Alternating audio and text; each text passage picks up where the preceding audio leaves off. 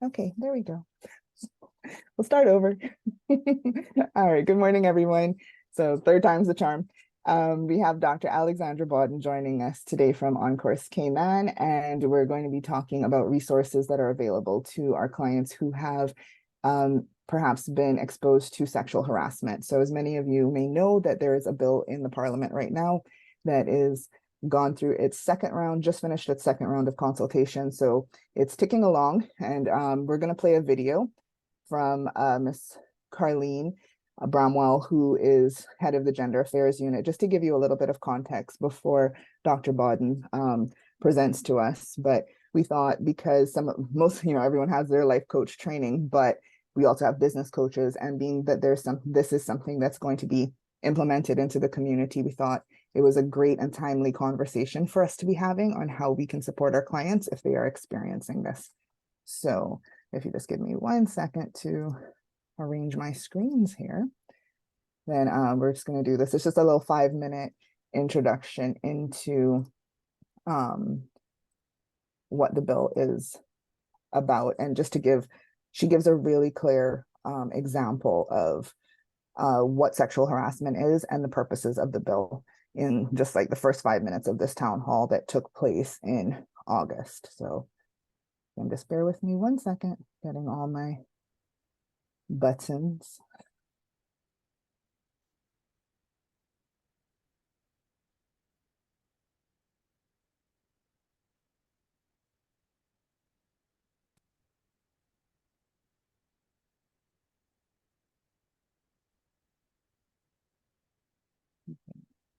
Let me know that you can see and hear this.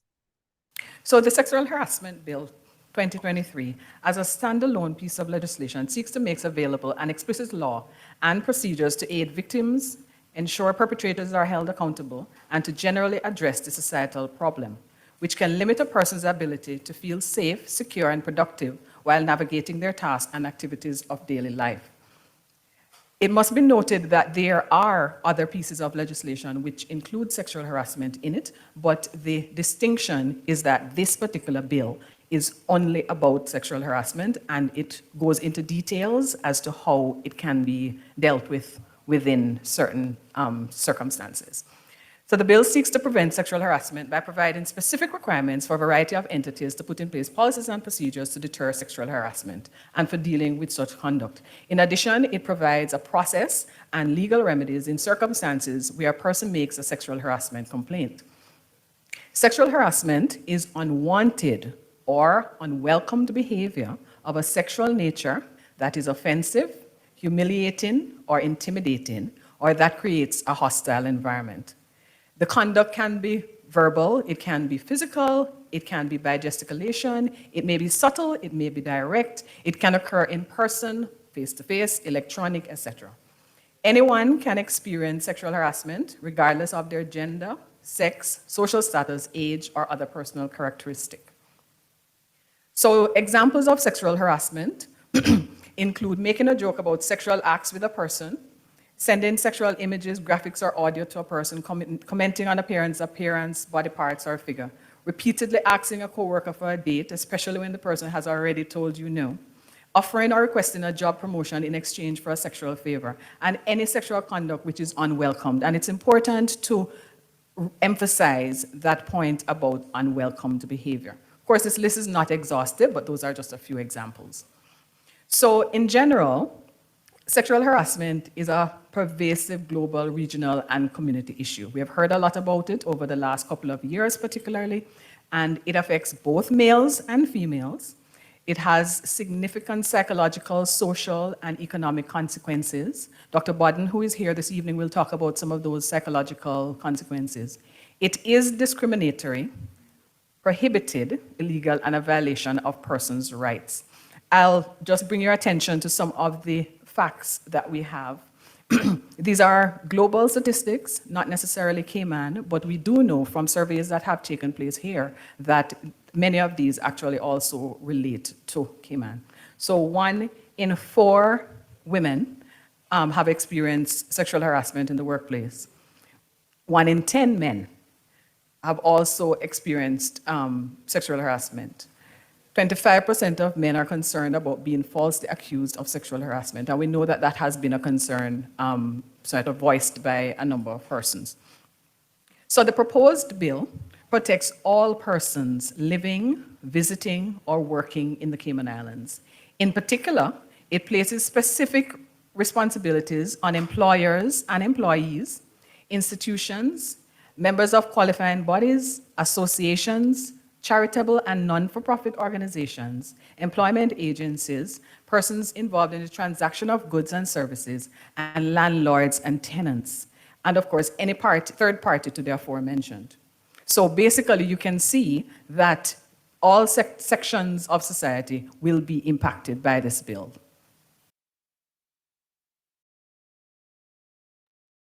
Okay, so she goes on to speak about the bill in a wider context and the measures that they're asking employers to implement. So any of you that are in the business world may want to take another look at that, and I'll post the link for the entire town hall into the chat. But yes, now I would like to turn it over to Dr. Bodden, and just to give her a brief introduction, because I know we want to spend as much time with her as we can. So Dr. Alexandra Bodden is licensed as a psychologist in the Cayman Islands and Maryland, USA. Dr. Bodden holds a doctorate in clinical psychology and additional master's degrees in general psychology and clinical pharmacology. So Dr. Bodden, I don't know if you want to add anything onto that, but she's the founder of On Course Cayman. Well-versed, well-knowledged in a lot of these trauma areas, and definitely an ally for us as coaches to be able to, we always are looking for how do we work with the therapists, how do we work with, you know, other members of our community. So she is a big supporter, and as you heard from the video, she was also at this town hall. So she's been working alongside with Gender Affairs. She's also a member of the Business Professional Women's Club. So she's right in there in the thick of things, sees things, and I thought she'd be a valuable resource to speak to us today. So Dr. Bodden, I'll turn it over to you. Thank you very much, Ms. Chanda. That was, I always love hearing Ms. Carlene speak about the work that she does, and I think that this bill is a very important one. So, but thank you very much for allowing me to be here with you guys today. I agree that I'm always interested in different resources that I have for my clients too. You know, sometimes therapy clients can benefit from coaching as well. So I really appreciate getting to share with you guys today. And as talked to Chanda before, and so I know it's sexual harassment. Obviously, I specialize in working with abuse survivors. So if there are any questions about the more serious stuff, I've got that part covered as well. But for today, I'm going to try to stick to the harassment bill, which is what is the focus of the legislation right now.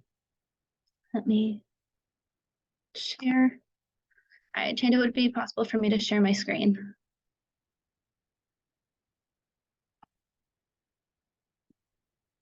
Can you try again now?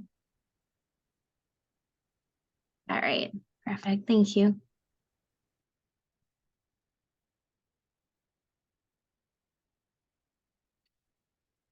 All right, so looking at sexual harassment, the impact and how we are able to support clients. So to begin with, just setting the scene, the new sexual harassment bill is important to begin to set a framework for understanding, identifying, and addressing sexual harassment in the workplace. I love that it gives so many examples and such a great overview of it. I think that a lot of times we are unsure of what sexual harassment is. Things happen, they're uncomfortable, but we're not sure if it is that bad. And so I love that it kind of covers the gamut of everything that could be experienced by clients. As she went through some great examples and everything. So I have a slide in here on it, but we can skim through that. But this is, I mean, it shocks me. Like I know that BPW, which of course I know Chanda from, has been working on this for many years, but that there was no framework in our legislation for this before. So the new bill is important for that. Sexual harassment is obviously a form of gender violence that impacts women and men, businesses and the community at large. So this really is something that all of us need to be aware of. And with this bill coming forward, it will be mandatory for all businesses to adapt a sexual harassment policy. So if any of you guys work with corporate clients as well, this will be something that they'll be beginning to tackle in the next few months, I would assume. Attitudes change through compliance with regulations, and then more informal patterns hopefully develop. And so that's where a lot of times, obviously I work with abuse survivors. I know a law is a law, and even things like restraining orders is just a piece of paper. But really, the big picture of this is that as they begin to make these things illegal, we begin to step up. People hopefully will, as they see the system working, will hopefully begin to trust it. More people will come forward. As we're able to empower the persons experiencing it, then hopefully we're able to have more consequences for persons who are doing it. I think the big thing is that this is really going to be a big cultural change for Cayman, right?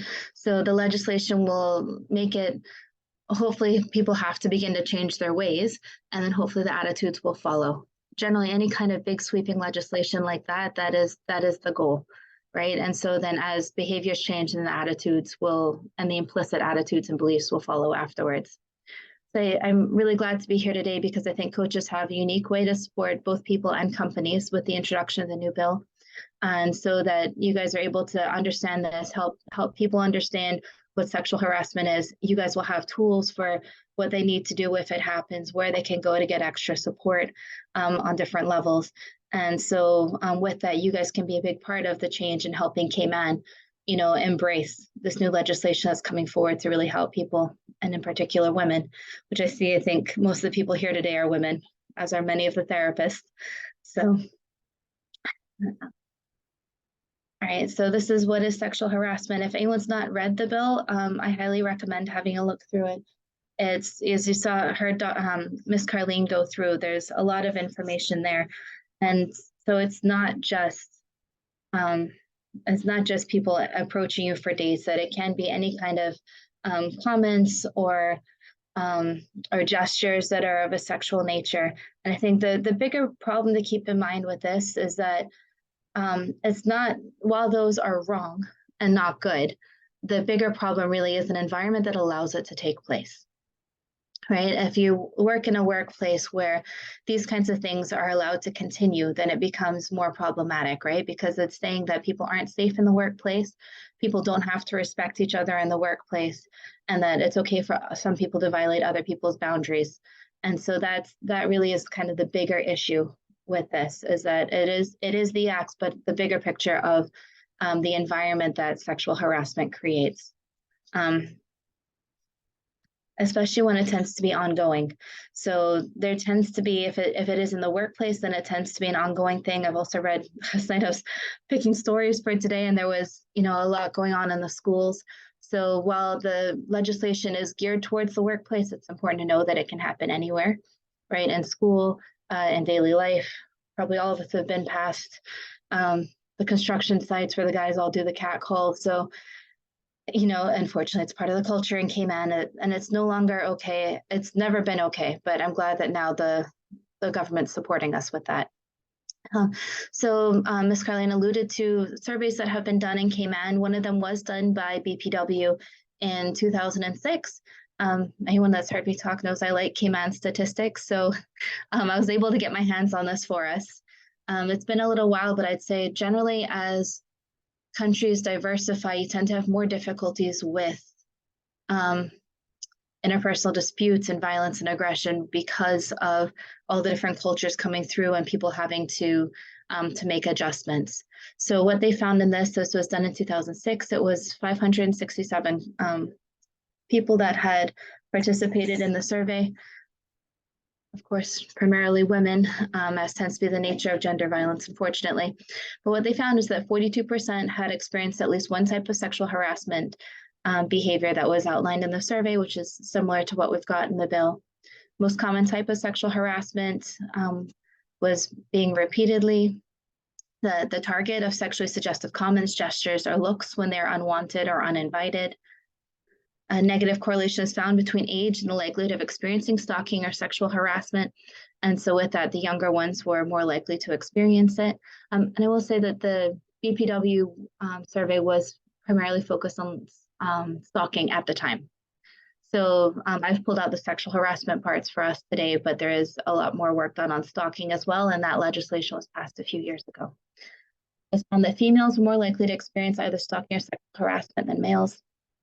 Females are more likely to be stalked or sexually harassed by strangers than by acquaintances, while males are more likely to be stalked or sexually harassed by acquaintances and strangers. That was a pattern that they picked up from their survey responses. A small fraction, so 28.4% of those reporting having been stalked, and 9% of those reporting having been harassed filed complaints with police, which is going to be kind of on par for us. So a lot of these statistics are very similar to what we find kind of globally and in the US. Any ideas why they're not reported? I'm sure I'm preaching to the choir here, but hear from you guys. Okay. Won't be believed, get fired, nothing's going to happen about it. Exactly. Fear of retaliation, further abuse from their abusers. Yep, exactly. So all of these things contribute to people not reporting them because we're afraid of the consequences, what's going to happen, right? Because especially in Cayman thus far, there's not been any framework for addressing it. And unfortunately, society likes to blame the victims, not believe the victims. And so a lot of times we don't report it. So that is something that's consistent with all acts of gender violence, but hopefully something that we'll be able to begin to make some changes on as we have a better framework for it. So, and here exactly like you guys said, most common reasons people ignore the behavior. Actually, I find a lot of times in Cayman, because the culture, and I am Caymanian, I will say that, because we allow these things so often, people don't even realize the impact it can have. Because it happens all the time. So obviously specializing with abuse in Cayman, and done that work for many years in the States, coming home, it was really interesting to me how many people, when I asked if they've ever experienced abuse or violence, said no. And then as we started talking, like, well, there was this cousin that used to, that was molesting them for years. They had, a mom's boyfriend that used to have sex with them when they were 15. And because Cayman doesn't really conceptualize it as abuse, we don't see it like that. So I'd say some of it's ignored purposely, some of it's ignored because we just don't recognize it. So that's why I think that the legislation is a good framework of outlining it, even though as a psychologist, I know that all these things count.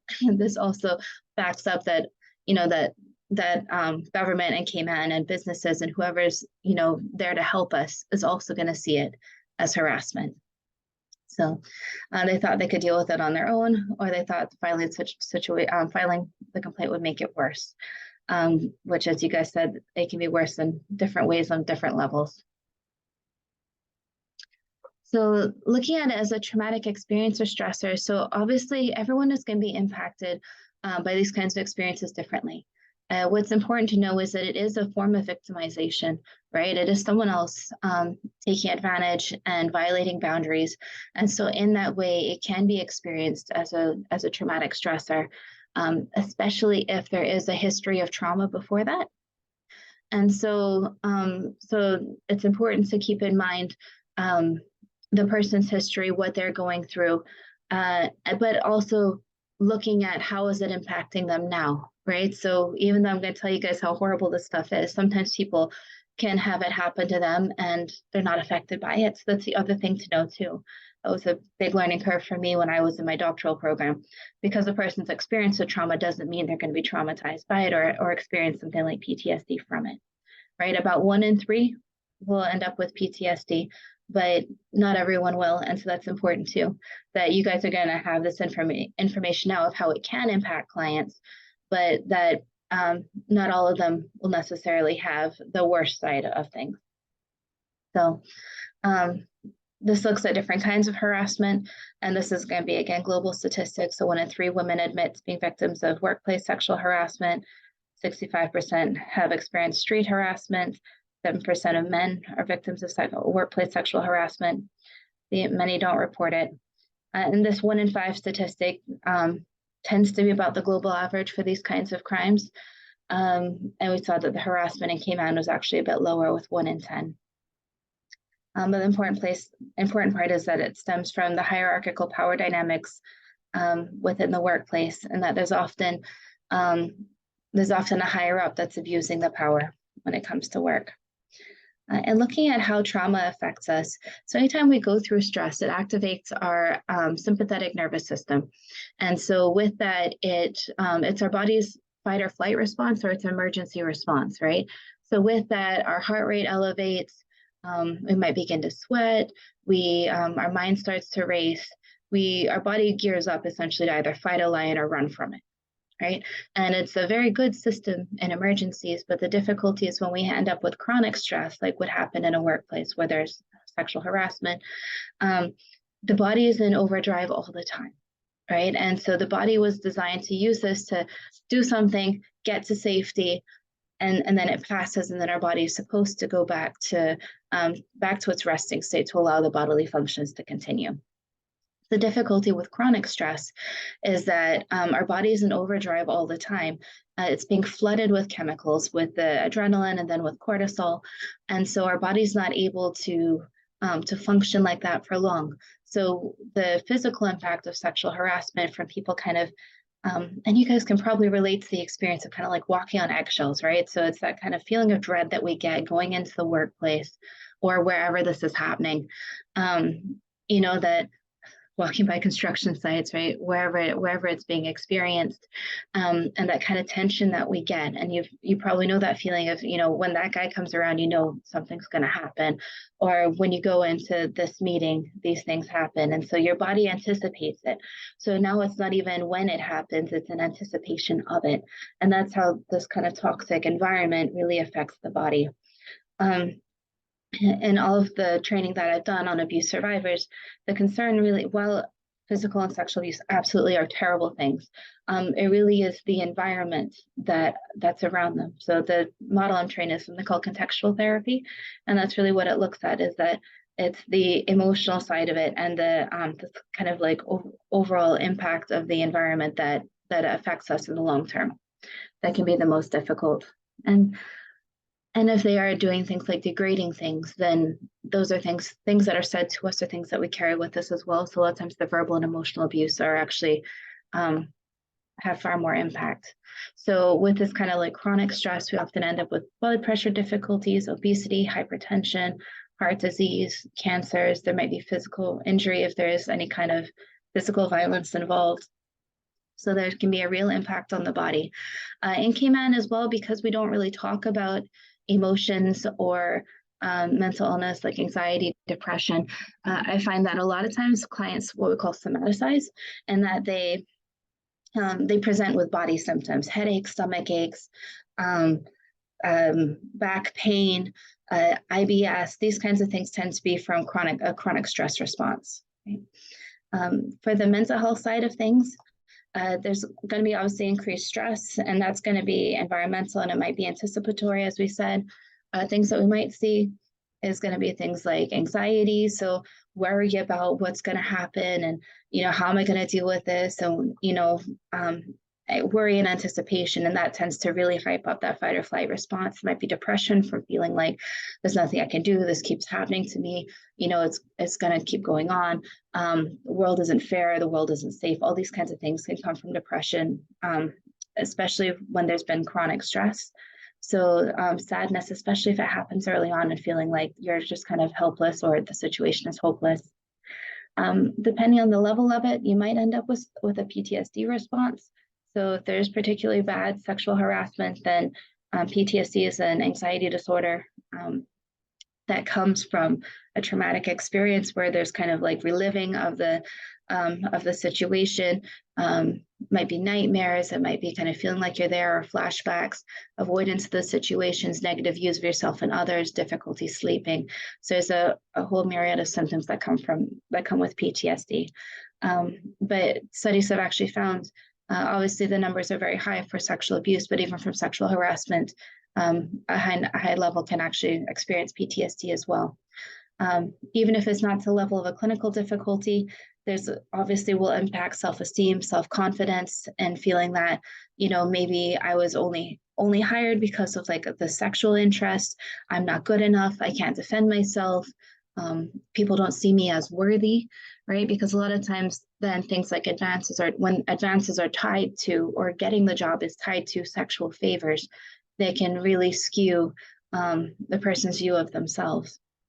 It can impact our ability to trust others, and we may end up avoiding work because of it.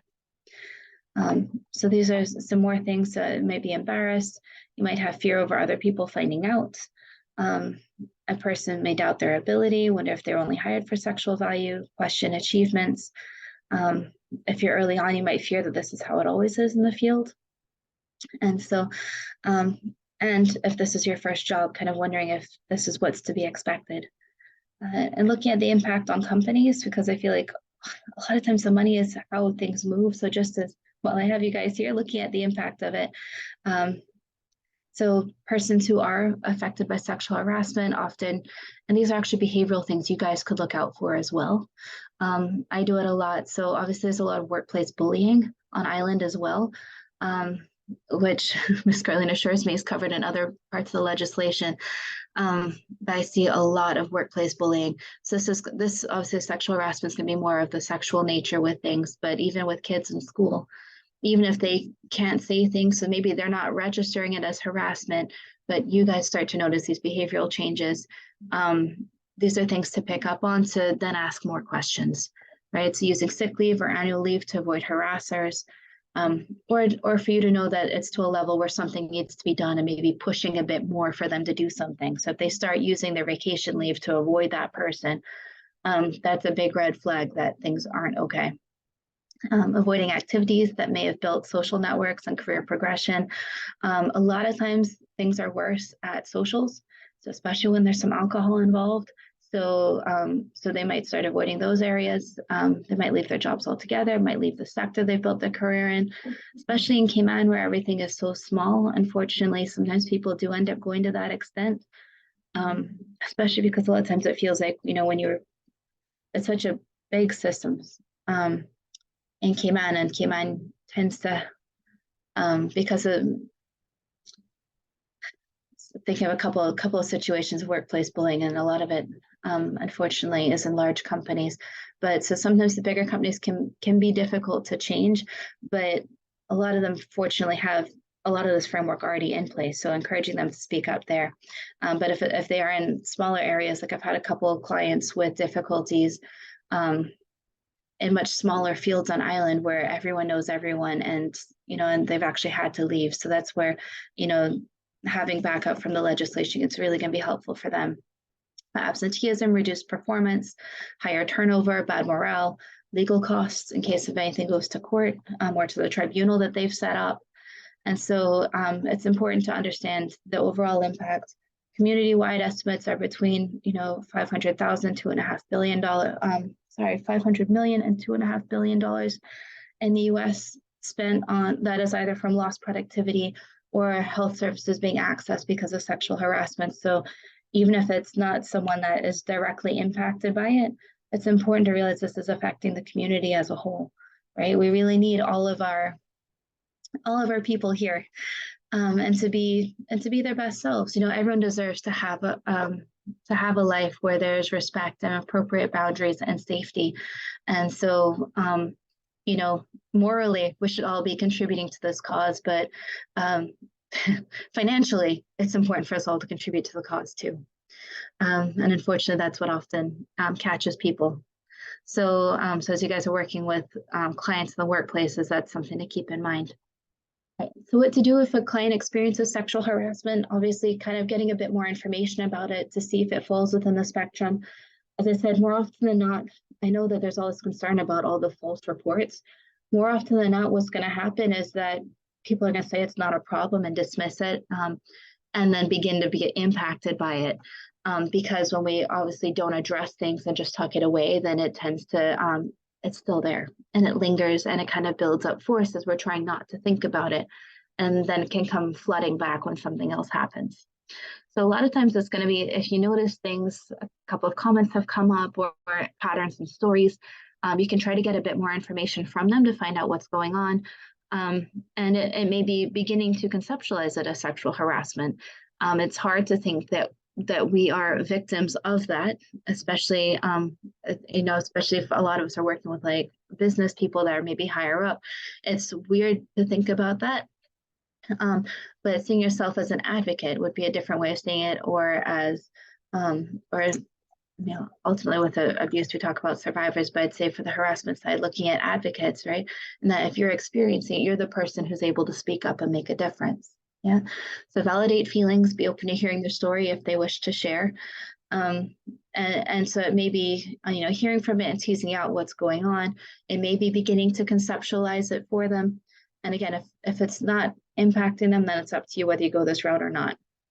I'll sometimes even hear stories of abuse, and and I will ask questions, but if it's not impacting them, then I probably won't go into my whole spiel about abuse and how it works and what needs to be done for it. But hearing from them, being non-judgmental, because it can be embarrassing, as we said, to admit it's happening. A lot of times, if we do know it's happening, we feel like we should be able to stop it. Or if we were good enough, then it wouldn't happen to us. There's a lot of negative self-beliefs that can come from these kinds of experiences that get compounded by it continuing to happen or it being experienced in another way. Provide sexual psychoeducation. So that's what we call with providing information to clients on what sexual harassment is and how it can affect people.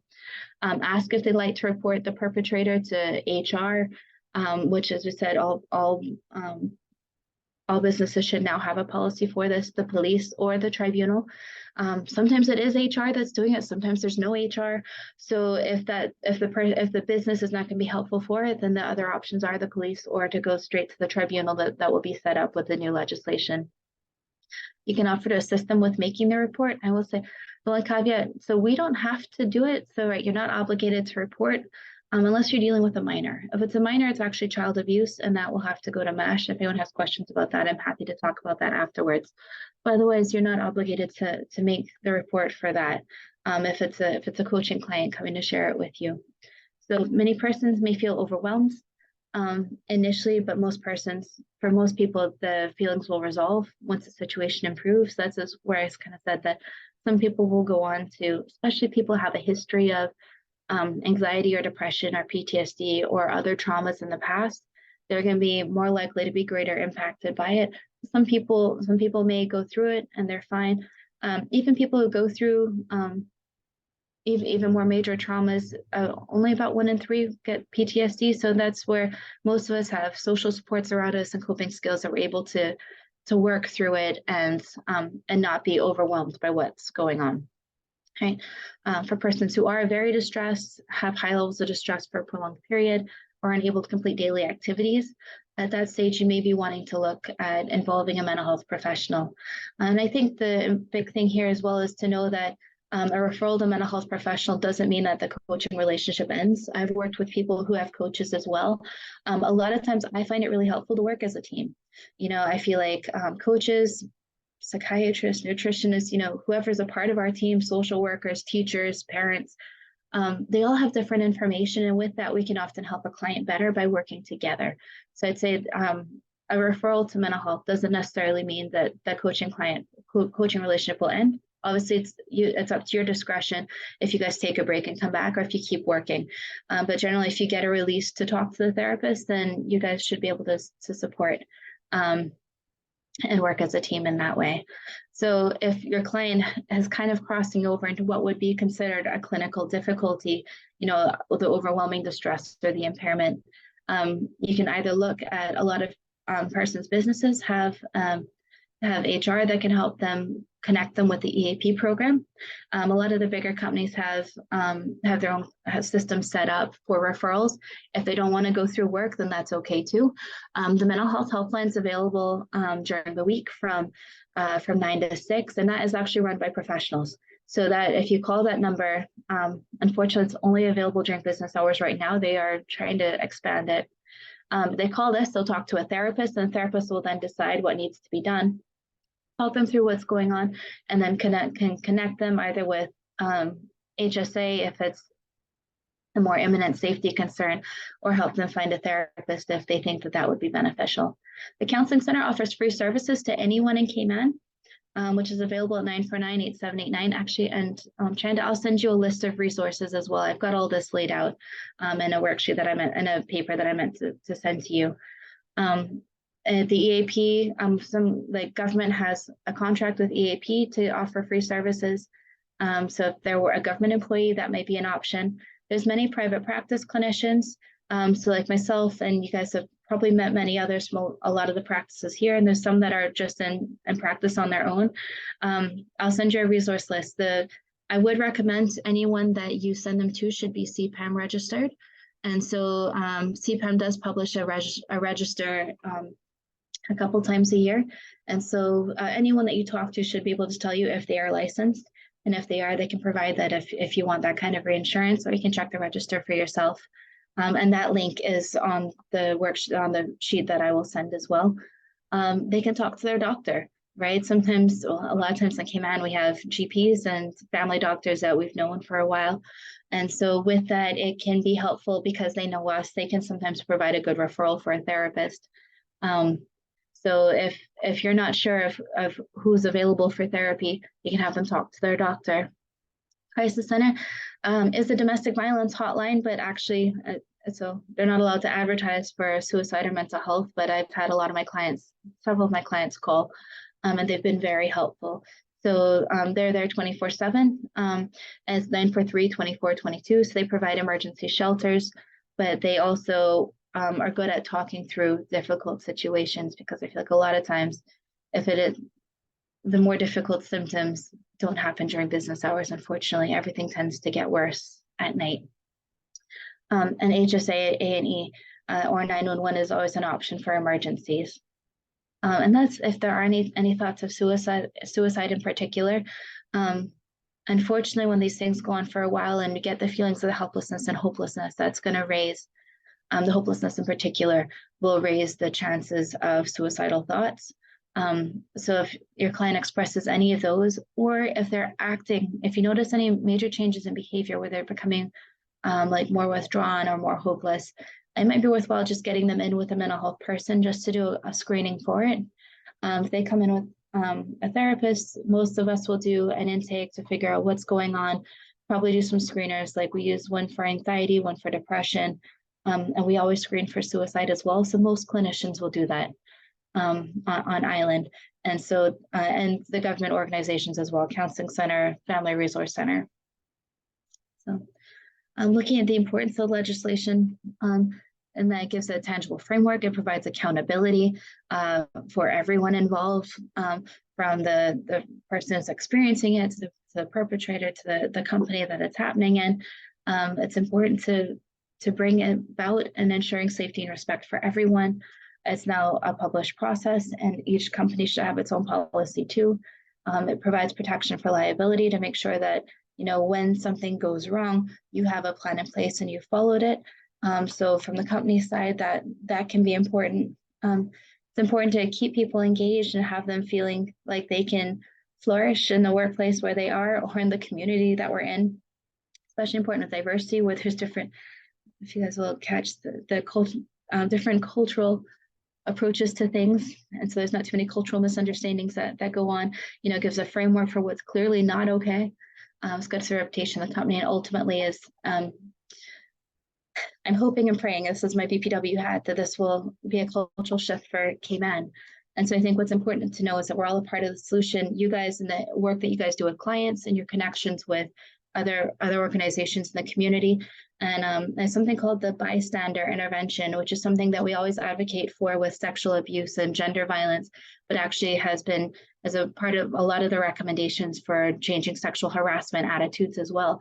And that in changing the environment, it's that when we hear something going on or we see something going on, if we're comfortable and able to step in, you know, not to laugh at the jokes, not to encourage behaviors, not to join in when things are happening, even though sometimes we feel pulled to. And so to start making changes in the small everyday things will begin to make much bigger change in the community as a whole, for everyone involved. Right. Thank you, guys. Are there any questions?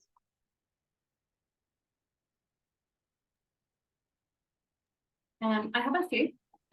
Sure. Here. So one of the things, is this going to be up? I know that this hasn't been put through and formalized yet, but will this then be put into an update to the labour law? I don't know much about that part of it, I'm afraid. I think this is going to be its own part, but it does, because the bullying was my concern, and so the labor law was what she said should cover that. Yeah. So to be honest, I'm not sure that, but Miss Carlene would be able to answer that. So hopefully Chanda could give you her information, or I have it if you need. Can I interrupt? This is Jeanette. I apologize. Could you take the presentation down so Yeah. we can see as people talk? And Yeah. Lorna, I was on one of the panels that they came in for the industry, for CIPCA. It's not going to, it's a separate law, so it'll run in tandem with the labor law at some point down the road if they feel they need it. Because I did ask Miss Carlene that, and I forget who the gentleman was, and the lawyer at the meeting. But at this point, it's just going to run in tandem. One of the useful things, Lorna, I think the bill actually has a suggested policy wording at the back of it. So one of the things we plan to do with our clients is to pull that and create something that we can offer to clients to say, if you don't already have a really robust policy in that area, then we can give you either a standalone or we can integrate it into your employee handbook or something like that. Wonderful. That was actually my next question, Heather. So thank you so much. And then the other one was in terms of liability protection. Does that mean that, because I work with a lot of corporate clients, does that mean that they're going to have to increase their or get a separate level of insurance for this? And also, have there been any cases, not necessarily against this law, but have there been any sexual harassment cases that have been prosecuted to this point where there has had to be a compensation payout from the company? Yeah, I think that's a little outside of Dr. Bodden's scope, but I'll let her answer. So I know that you did not have to chat that. Yeah, she's not really working on the legislation itself. I can tell you about the understanding differences in the mental health, but I'm not sure about this one. I mean, my thoughts would be that there probably has at some point, but it's hard because Cayman doesn't use the same words. So even I'll let sorry, Chanda would have a better response to that probably. Sorry. Yeah, I mean, I don't, and some of the business or HR coaches on here might have a better answer to this, but just I would say yes, there probably has been quiet settlements, and I think that liability is probably, insurance is probably going to be down to employers based on, they know their culture best, they know what they've seen, so it's probably going to be a decision business by business whether this is something they want to factor in or not. Well, and if you've got the policy and you follow the policy, then if should it go to like the labor board or something, then you've adapted their policy, you've done what you're supposed to do, and at that stage, then you've done your part. Obviously, we can't. It would be great if we could stop it, but we can't stop it. But to show that we've done everything we can to protect our clients and then follow it up properly when something has been done. Fantastic, thank you. Yeah, no problem. I think having the list of resources would be super helpful. Lexi, if you could send those through, because one of the biggest challenges from an employer perspective, and possibly also from the coaching perspective, is knowing where to send people when they raise these issues. And I probably always just tell them to go and see you, but but yeah, having sort of a list of resources, just depending on the circumstances, would definitely be very helpful, and possibly even also to incorporate beyond EAP as a referral source for some of our clients in their employee handbooks to provide HR managers with that kind of extra layer of resource would be very helpful. Yeah. All right. I'm showing my ignorance of Zoom. I normally use Teams. Sorry. Chanda, if I email you my resource list, would you be able to share it with everyone? Yes, so that'd be the best way, and then we can circulate it through email and on our WhatsApp chat groups. Okay, great. All right, I'll send that to you right now. And I'll start. I put the link for the video for the town hall in the chat, but I'll put it in our. We'll circulate them through all the other channels as well, since this will probably disappear soon. And I would say that even if you guys send them to a therapist, if it doesn't work well, because I find Cayman doesn't tend to be very community, like psychologically minded, in that we don't understand mental illness, but we also don't really understand mental health services either. So even if, in some people, a lot of times they've tried therapy. They went in, it didn't work for them.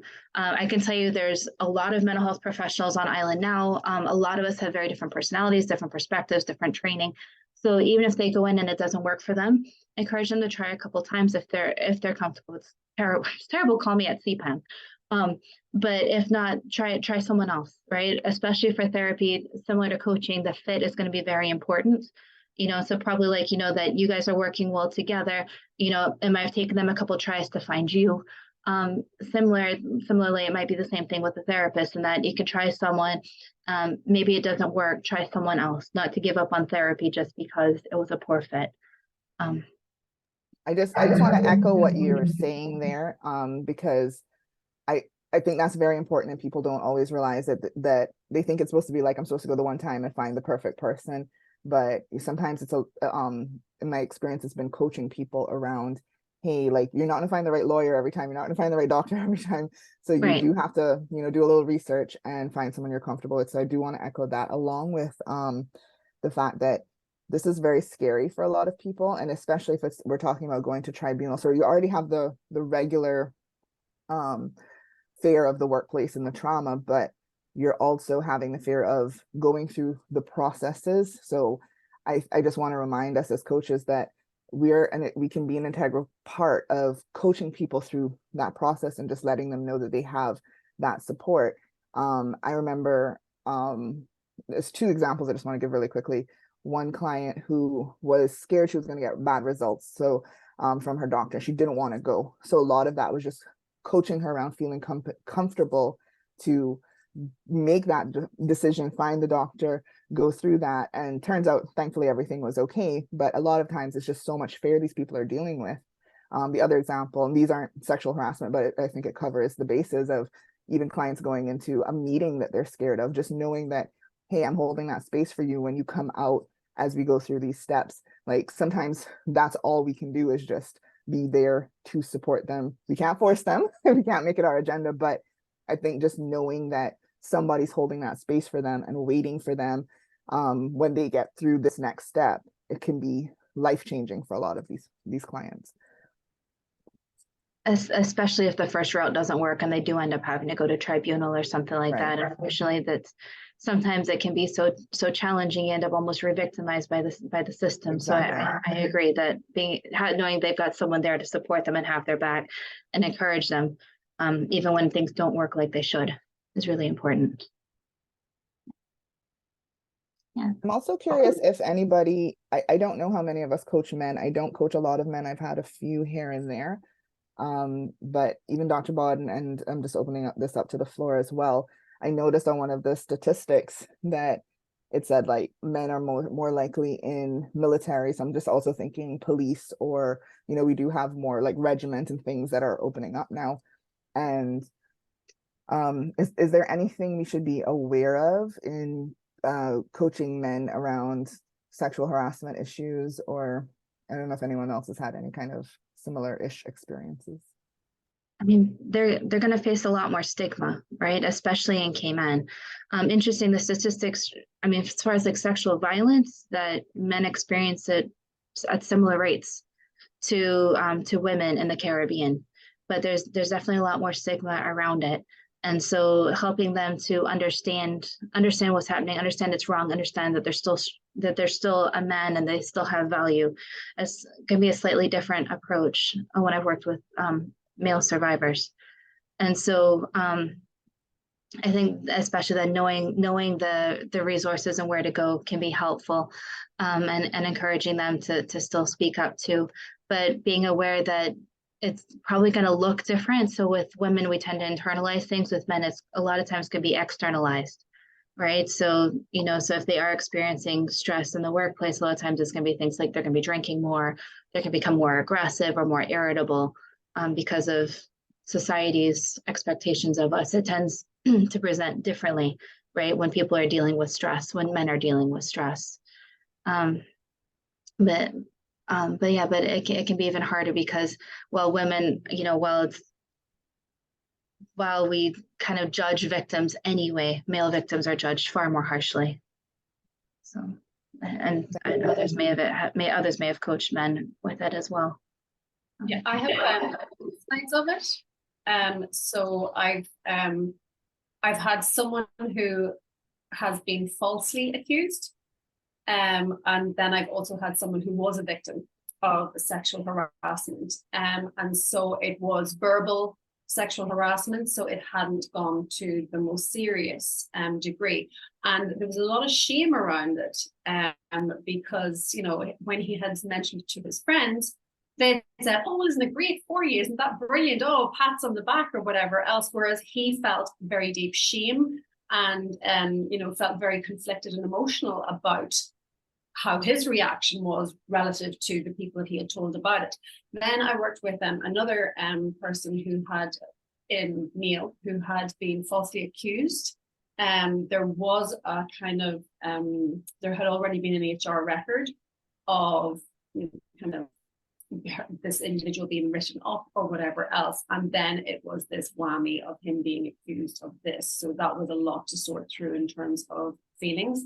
But then I've also had some of my male clients say, you know, they know this bill is impending, they know it's coming up, and they've said that they're scared to, you know, kind of speak to their female employees. They're scared to do anything in case it's perceived as.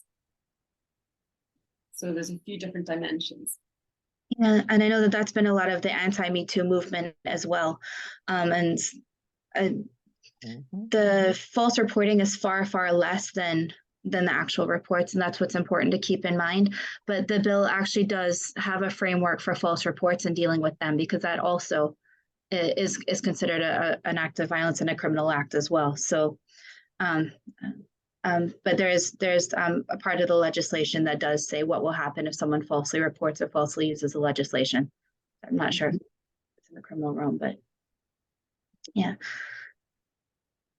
I'm sure throughout all of this, we're going to still have the challenges, certainly from an HR perspective, of really what is harassment and what isn't. I think Nick Joseph had shared not long ago with me a story of a lady who was in a meeting with her male manager, and she had been emotional or upset about something personal. And the manager had reached across the table and sort of patted her hand and said, there, you know, it'll be okay. And then she'd filed a complaint and said, if I was a man, that action would not have occurred. And I feel that was inappropriate and overstepping. Somebody who perhaps, you know, is very private about their space. And I think, you know, we're just going to continue to face challenges with things like that around where does it sit. But from a coaching perspective, of course, sitting there and listening and supporting somebody as they go through working out what they want to do about it will, of course, be our priority. It's just always for me, which hat have I got on? Am I HR today or am I coach? Well, that's hopefully as there are more conversations around it, because that was something that was raised at the town hall as well. Yeah, you know, is because it's things like, you know, unwelcomed, and what does that mean, and how do you know, and where does it stop, you know, and which will always be a problem with legislation, and that because it has to be black and white and in writing. There's dealing with humans. There's no black and white, as you guys know. So that's where more conversations about this will be helpful as to what's expected, what's not expected, what's okay, what's not okay. You know, to have these conversations more regularly as opposed to after something comes up, right? That's the difficulty, is if you never talk about it and then something happens and then someone goes straight to the legislation, it's a big learning curve. Whereas if we could have more of the town halls and more opportunities for us to have these conversations and what's okay and what's not okay.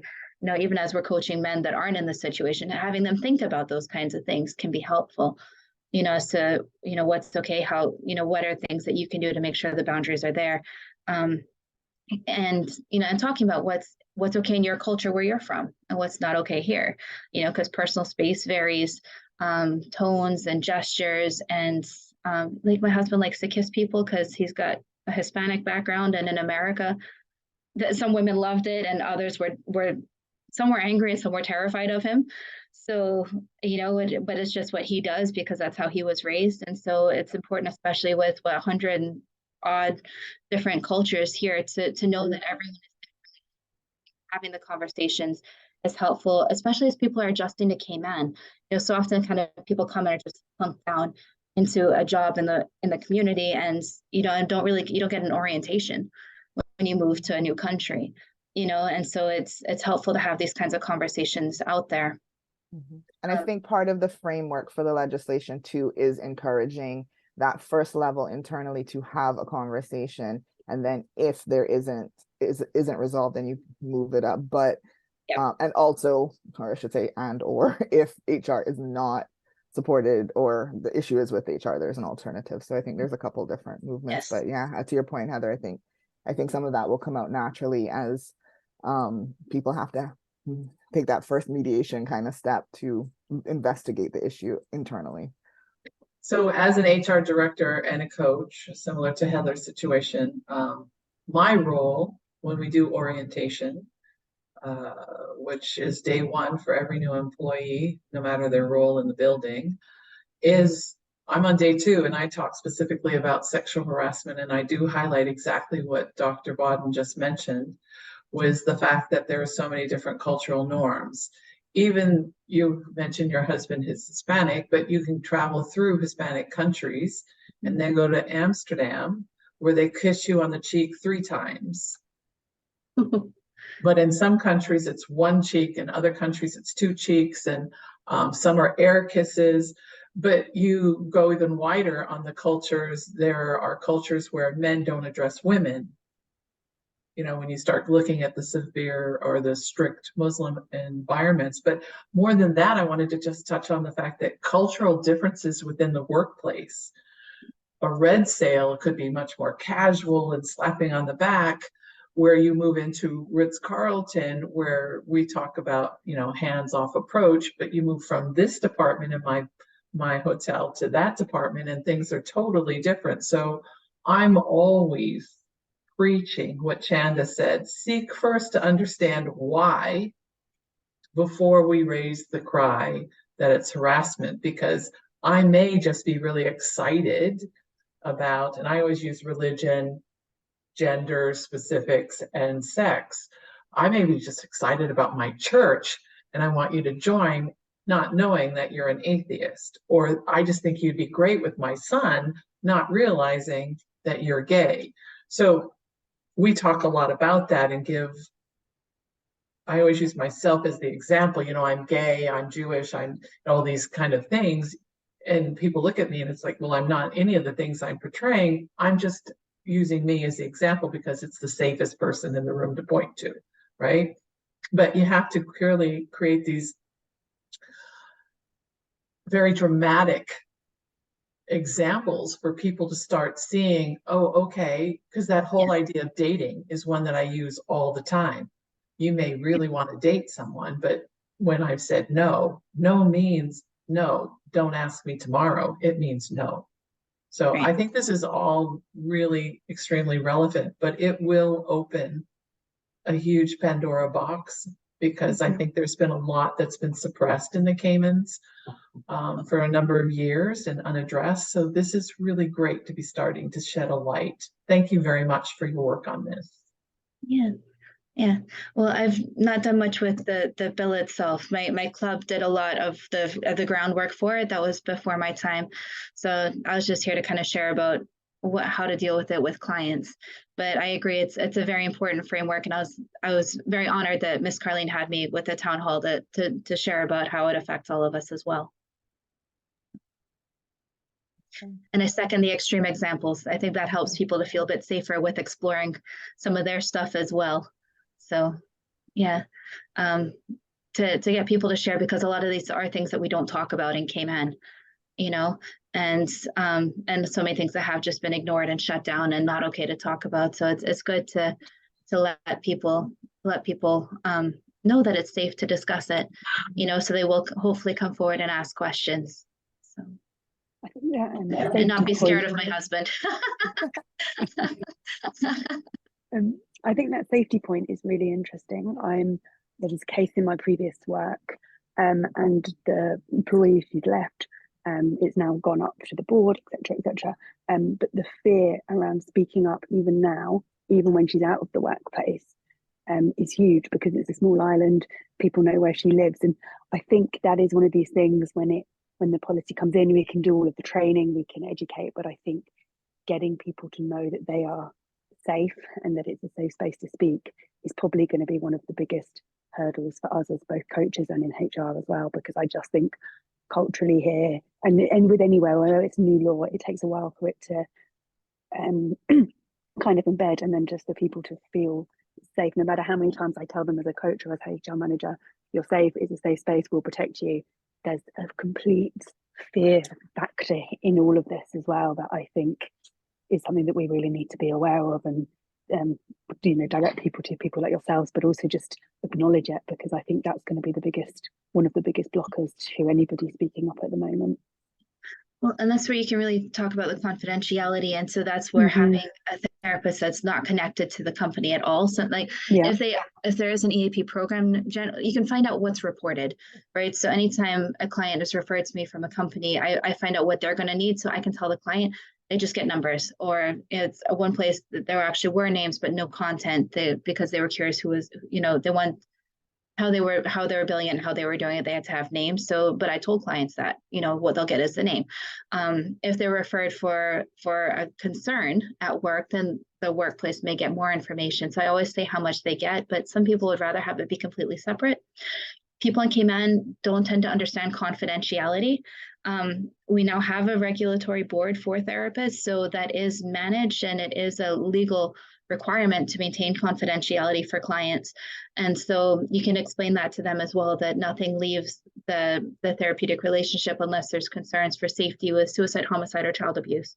Those are the 3 reasons that it might be violated. And that should always be discussed up front with clients, but you can let them know, because sometimes it is easier for them to have someone completely separate who's not going to have any ties to it. And that way they might feel a bit safer. So. Yeah, and it's also just raising it internally. People are happy to talk to me, but as soon as I'm saying, okay, well, we need to do something about this, that's when you get a complete block, because in a small office, it's very obvious who's being harassed and who isn't, and then who's speaking up. So I think that bit around them feeling safe and directing them to people like yourself for that help within personally, to help them get that confidence, or at least make the decision whether or not they want to pursue something, is really important. Yeah, and you can even share the resources. I've even worked with other counselors that didn't know about the counseling center, so it's, so even just having the information available somewhere, so even if they're not comfortable speaking up at work yet, hopefully if they go to a therapist, they'll help them with that. But having that information easily available can be really helpful. Yeah, thanks. Okay, so I think this is a good place to wrap up, unless anybody had anything dire to say, but going once, going twice. All right, thank you, everybody. Thank you for joining. Thank you, Dr. Bodden. This was very helpful, and as you can see, people are excited. They're staying past the 9 o'clock, usually by 8:45. You have people like, I gotta go, have a meeting. But so thank you. It was very stimulating. Heather Housley had to drop off a few minutes ago, but she said to tell you thank you and tell everyone to enjoy the rest of their week. So on that note, just want to again say, thank you so much. We appreciate this, and we look forward to receiving your resources. Yeah, perfect. And thank you guys very much for having me. All right. Have a good day, everyone. Have a great one. All right. Bye-bye. Bye-bye.